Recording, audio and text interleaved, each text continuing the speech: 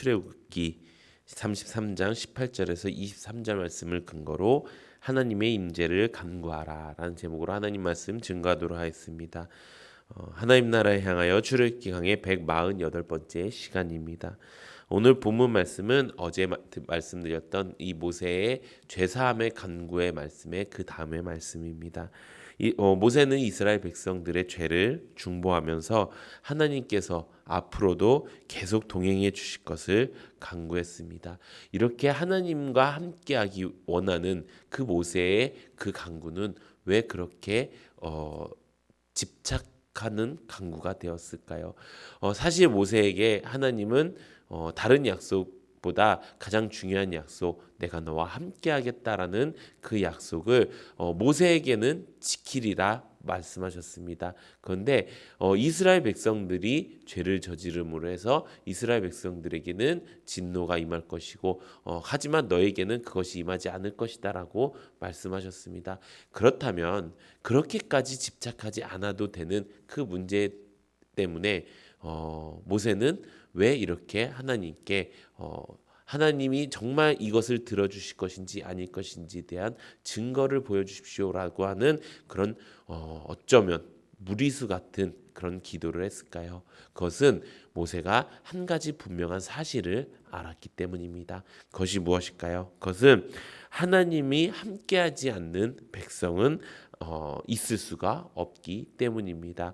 이스라엘 백성들은 지금 430년 동안 애굽의 종살이를 하고 그들의 주인이 애굽인 사람들로 살았습니다. 이제는 어떻게 되었습니까? 주인이 바뀐 존재가 되었습니다. 그들의 주인이 하나님이 된 것입니다. 그런데 하나님이 그들과 같이 하지 않겠다는 것은 이스라엘 백성이 더 이상 이스라엘 백성이 아니게 된다는 것입니다. 그것을 깨달았던 이 모세는 이제 하나님의 그 임재하심 그리고 그 임재하심의 계속됨을 하나님께 온전히 간구했다는 것입니다. 사랑하는 성도 여러분, 우리는 하나님과 매일매일 같이 하고 있습니까?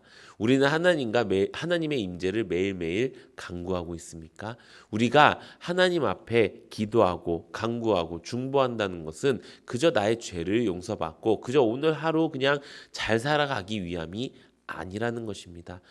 이 모세의 기도를 통해서 우리가 깨닫는 건 무엇입니까? 그것은 우리가 기도하는 우리가 중보하는 또 우리가 기도하는 그 모든 제목은 하나님과의 올바른 관계가 이루어지기 위해서 기도해야 된다는 것입니다.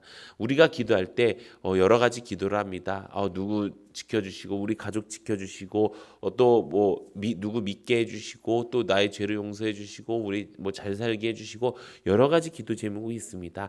다 좋습니다. 그런데 가장 먼저 해야 될 그것이 무엇일까요? 그것은 하나님과의 나와의 관계가 온전한지, 하나님이 혹시 나를 이미 떠나셨는데 나는 아직도 그것을 모르고 그냥 허공에 대는 중언부언하는 그런 그런 기도는 아닌지 우리가 먼저 스스로 점검해 봐야 된다는 것입니다. 그것을 지금 우리의 언어로 뭐라고 이야기할까요? 우리 안에 믿음이 있는지 없는지를 우리가 시험해 보는 것입니다. 우리가 믿음이 있다라고 하는 그 말씀을 우리가 주일날 말씀을 통해서 들었습니다.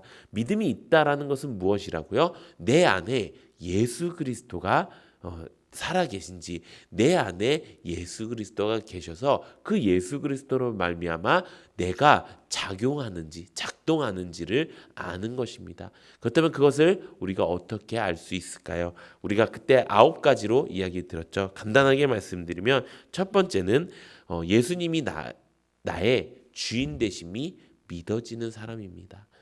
여러분들은 예수님이 나의 주인 되심을 믿어지십니까?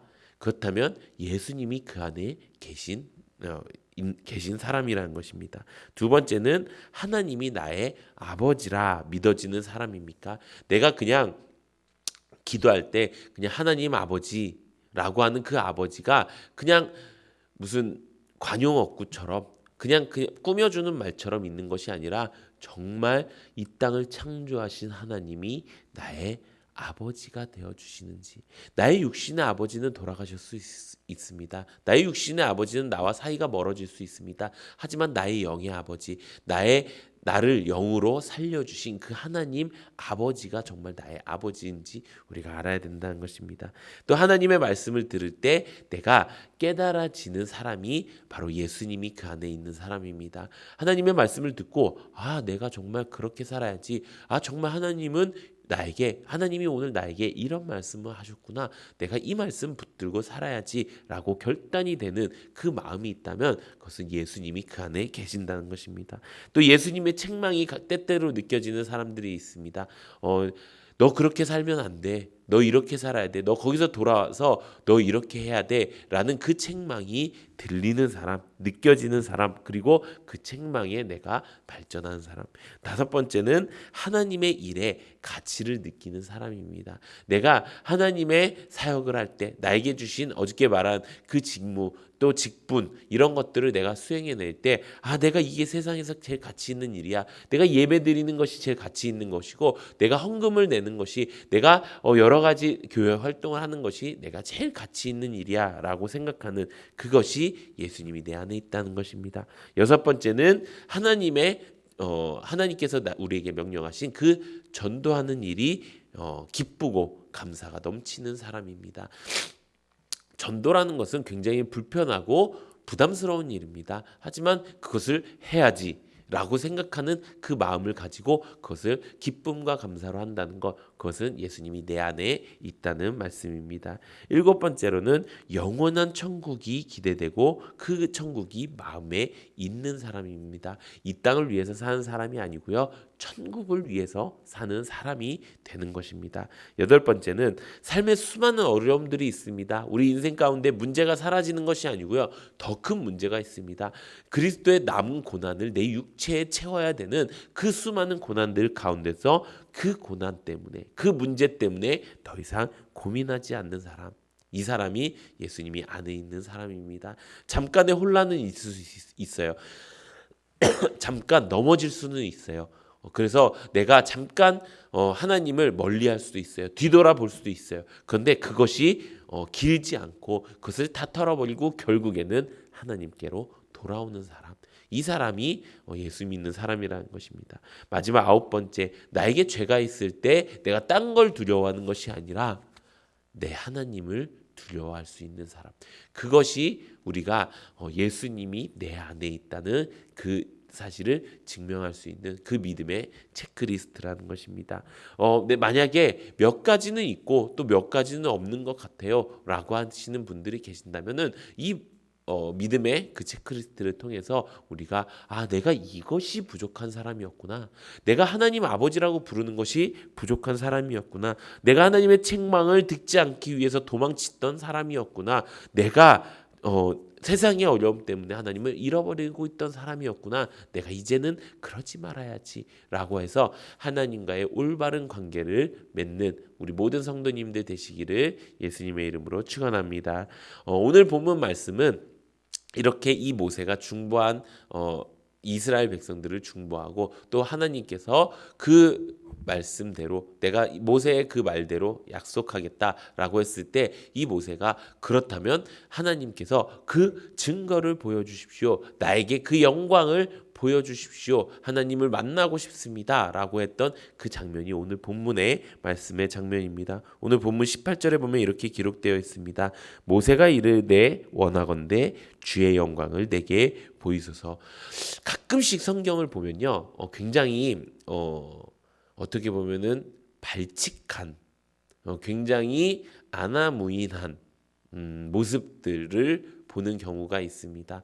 이렇게 모세나 다윗이나 나의 죄를 용서해 주신 것도 감사한데, 그것도 감지덕지인데 이제는 하나님께 당당히 요구하면서 내가 하나님, 내가 그렇게 정말 하나님이 그러신다는 것을 나에게 보여주시옵소서라고 하는 그런 성경의 인물들이 있습니다. 그것을 보면 하나님과 역시 사람은 다르다고 생각하는 게, 제가 만약에 하나님이었다면 이 괘씸한 놈들이 그 기도를 들어주는 것만으로도 감지덕지할 텐데 그것을 증거로 보여달라니, 이런 불효박심한 아들들이 있나라고 생각할 수 있을 것입니다. 그럼에도 불구하고 하나님은 저와 같은 분이 아니시기에 사랑과 긍휼을 그 모세에게 베풀기 시작하십니다. 그것이 우리를 향한 하나님의 마음이고 사랑이라는 것입니다. 우리가 아무리 하나님 앞에 죄를 지었고 하나님 앞에 나아갈 수 없다고 그런 상황이 되었을지라도 하나님께 우리가 다시 나아가고 그 죄를 자복하고 우리가 중보하기 시작하면 하나님께서는 그 모든 것을 사랑과 긍휼로 우리에게 베풀어 주신다는 것입니다. 그래서 모세에게 이렇게 말씀하십니다. 19절에 보면 여호와께서 이르시되 내가 내 모든 선한 것을 내 앞으로 지나가게 하고 여호와의 이름을 내 앞에 선포하리라. 나는 은혜 베풀 자에게 은혜를 베풀고 긍휼히 여길 자에게 긍휼을 베푸느니라.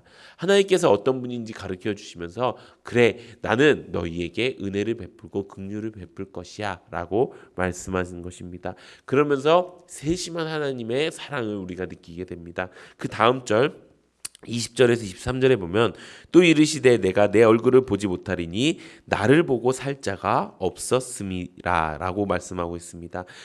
하나님께서는 모세에게 모든 것을 다 가르쳐주고 싶었습니다. 근데 모세가 하나님을 만나게 되면 어떻게 되죠? 사람이 하나님을 만나게 되면 죽게 되는 거예요. 그렇기 때문에 그것까지도 원치 않으셨기 때문에 너가 이제 한 장소에 있으라고 이야기합니다. 여호와께서 또 이르시기를 보라 내 곁에 한 장소가 있으니 너는 그 반석 위에 서라. 내 영광이 지나갈 때에 내가 너를 반석 틈에 두고 내가 지나가도록 내 손으로 너를 덮었다가 손을 거두리니 내가 내 등을 볼 것이요 얼굴은 보지 못하리라. 아멘.